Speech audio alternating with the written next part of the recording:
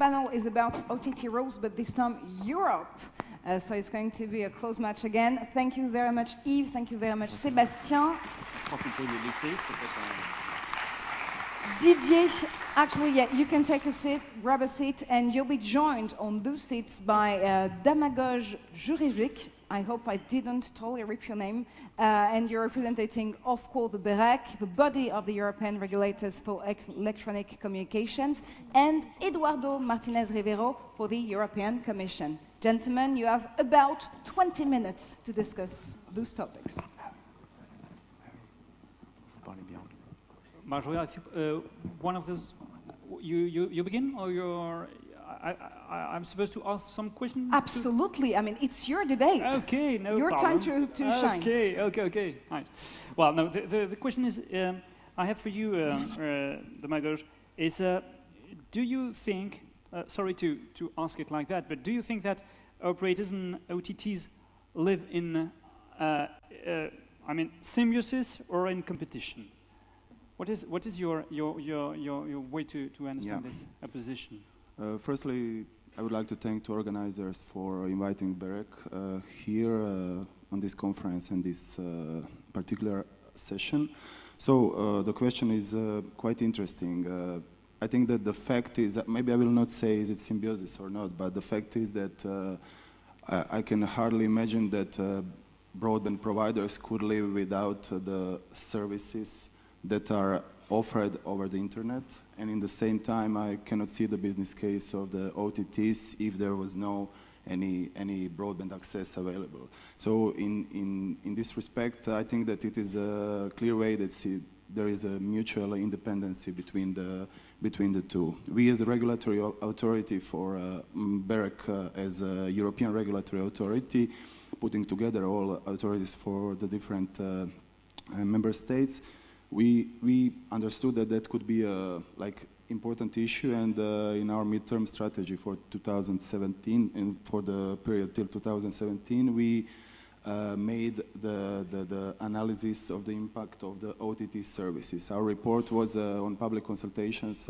until 2 weeks ago. In this report, the main outcomes were the ideas of how to say the taxonomy of OTT services in comparison with electronic communication services. So it is quite important to focus the conversation on their relationship. So the boundary between the two is becoming more and more blurred. So one cannot say what is the electronic communication services and where is the boundary between it and OTT. So in our document, we made the analysis, and somehow we made a definition of the OTTs in a way that we said that it's not about the group of actors, category of services. We just said that the OTT services are the applications, content, or services provided to the end customer over the internet. So, and with that definition, we provided like the taxonomy of 3 groups of the services and their relation to the electronic communications. So according to our view, we have OTT 0, OTT 1, and OTT 2. In terms of the comparison with electronic communication services, OTT 0 could be the service that is qualified as electronic communication services. It is, for example, the Viber service, Viber out, or Skype services, calls to the landlines or mobile phones, which have some part of compared to the electronic communication service. The other part is OTT 1, which is instant messaging, voice services, which are not in its sense electronic communication service, but they are competing with it, and they somehow make some impact on the traditional revenues of the operators. So that is the other group, and the third group is all the other applications, all the other services that are neither electronic communication services, neither compete directly, but surely they have the impact on the way how the electronic communications providers give their service. They have impact on their business case, they have impact on the, as we have heard, on the investment, on the building of the networks. So our whole idea is that we gave something like the clear view that in the forthcoming revision of the regulatory framework, we have to speak about the definition that should somehow be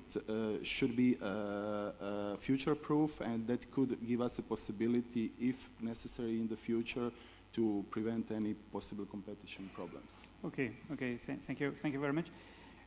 Other question, perhaps for more from Mr. Martinez-Rivero. I have, thank you very much also to be with us today. Do you think that, I mean, mergers and acquisitions, creating an approach to regulation that is completely different from the traditional ex-ante SMP regulation that we all know and practice very well. Do you know this wave of merger and acquisition creates something completely new or not? Yes, thank you. Well, first of all, I would like to thank Irate for allowing me to be here. It's really a pleasure to be in Montpellier, in particular in the environment in which we all find ourselves these days. Before answering your question, I would like perhaps to remind all of us the digital single market is a Commission priority. That when Mr. Juncker took office 1 year ago, he set up basically the 10 priorities of his mandate, and the digital single market came at the forefront, together with jobs and growth. He said digital single market is really one of the focuses of this college, and there is an impressive array within the Commission to deliver. So there is a reorganization of the Commission. Basically, Vice President Ansip is at the helm of a group of commissioners with Mr. Oettinger in the lead. My Commissioner Vestager for competition, is taking part in that group together with other commissioners, and the Commission really is there to deliver on a limited set of priorities. So for those of you who are not in the day-to-day Brussels bubble or European institutions, BEREC, national regulators, I wanted to pass a message that this is really a top priority. Of course, put into context again with the new issues that unfortunately we have to deal with. Now, one of the key elements already to start that delivery is the communication that the Commission put out this year, in May. This is a communication on the digital single market. I advise those of you who haven't read it to really read it. It's a very short document, and if you read, there is a section that refers to the question of whether the rules are fit for purpose. Are the rules fit for purpose? There is a section that says, are the telecom rules fit for purpose? And there is another section that says, are platforms regulation or the current state, is this fit for purpose? So these are two interconnected but different matters. On the over the top, the communication says that there should be a level playing field to the extent that the telcos and the OTTs compete with each other. So it's not a binary debate in the sense that, as ARCEP just recalled to us, there are infrastructures, that is one thing, and we have been regulating telcos for decades. I mean, telcos have been with us for more than 100 years, so public authorities have had the time to regulate telcos.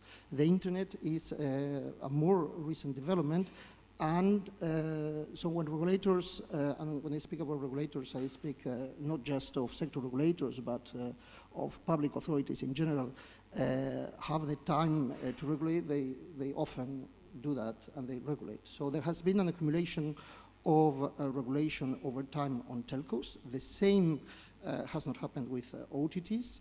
However, in principle, the two operate at different levels of the value chain.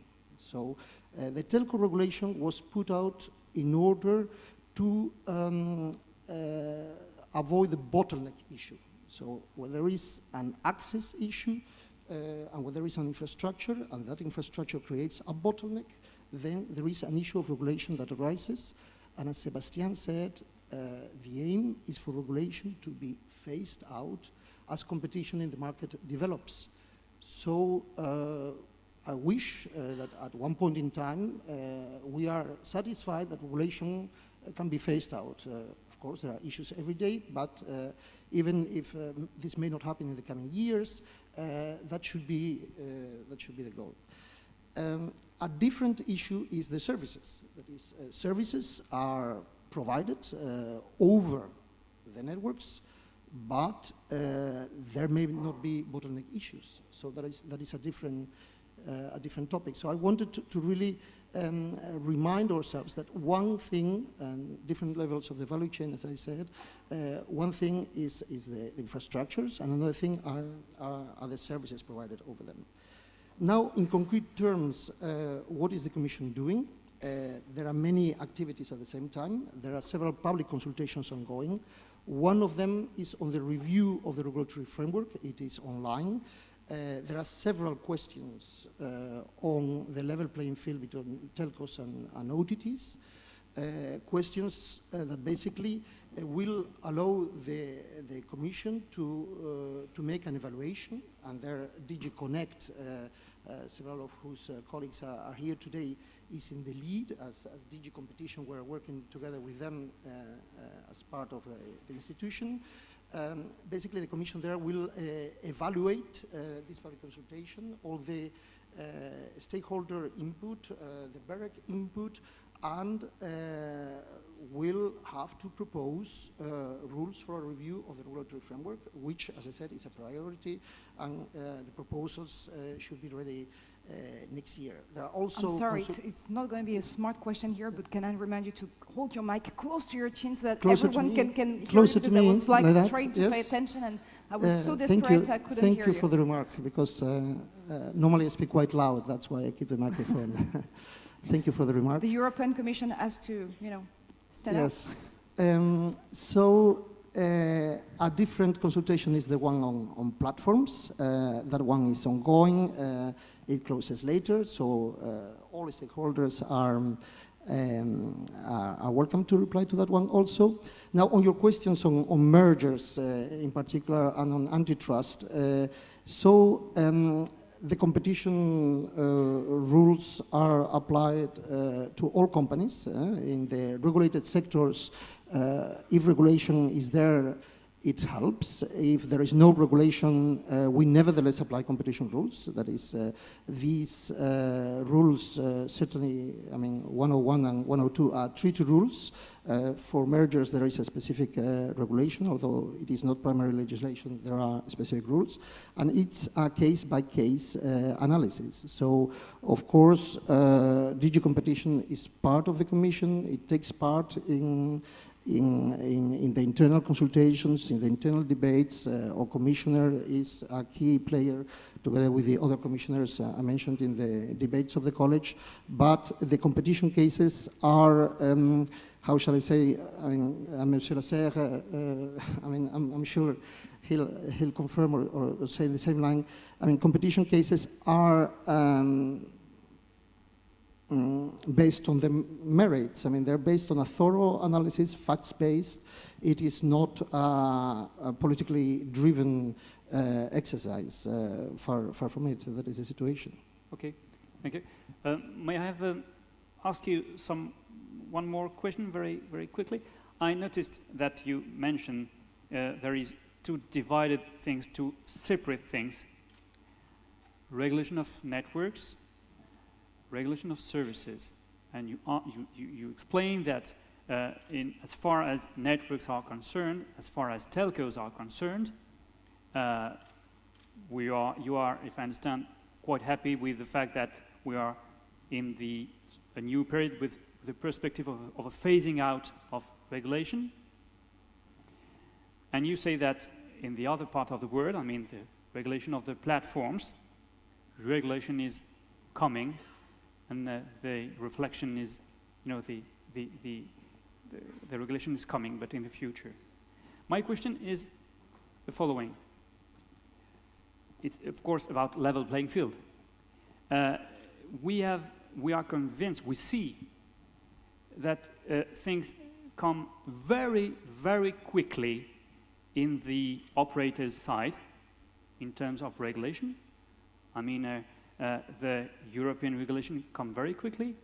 I said that we are quite comfortable with this regulation about net neutrality. But things come very quickly, and we see that things do not come very quickly as far as platforms are concerned in our vision. And, you know, we are not completely convinced that we are in the phasing out perspective in the telcos regulation.